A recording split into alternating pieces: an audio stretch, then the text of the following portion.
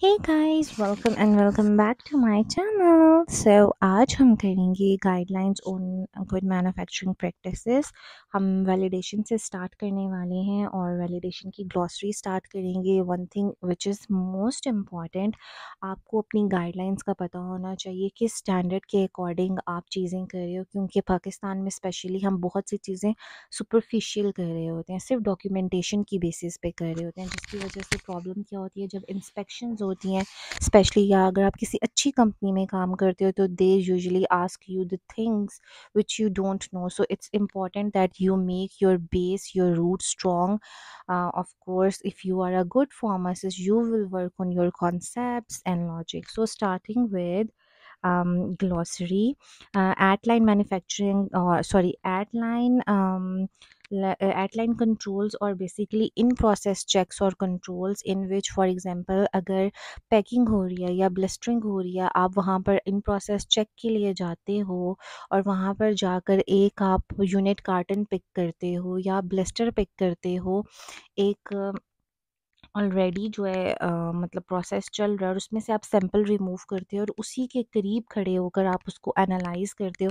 आए आप leak test कर रहे हो किसी ब्लिस्टर के लिए या आप पैकिंग के लिए यूनिट कार्टन को उठा रहे हो और उसको एनालाइज कर रहे हो, that is called at line. Okay, so this is the like at line check और at line control. Then comes the concurrent validation. Concurrent validation is basically जो आप साथ साथ कोई चीज़ कर रहे हो.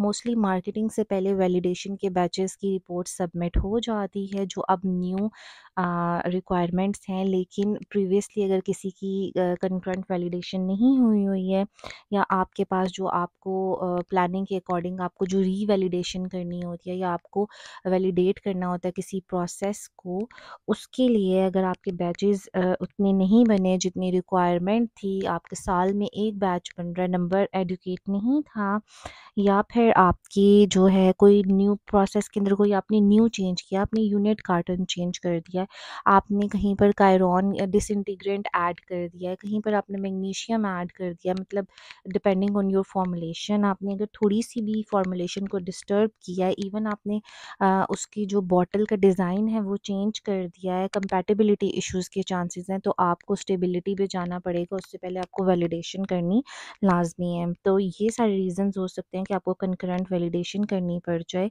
आपके पास प्रोडक्शन रन्स अवेलेबल नहीं थे, कोई एक्सेप्शनल सिनेरियो हो जाए, इंडिविजुअल बैचेस जो होते हैं वो इवेल्युएट होती हैं और फिर रिलीज़ होते हैं बिफोर इवन कम्प्लीशन। वो वैलिडेशन एक्सरसाइज, क्योंकि आपकी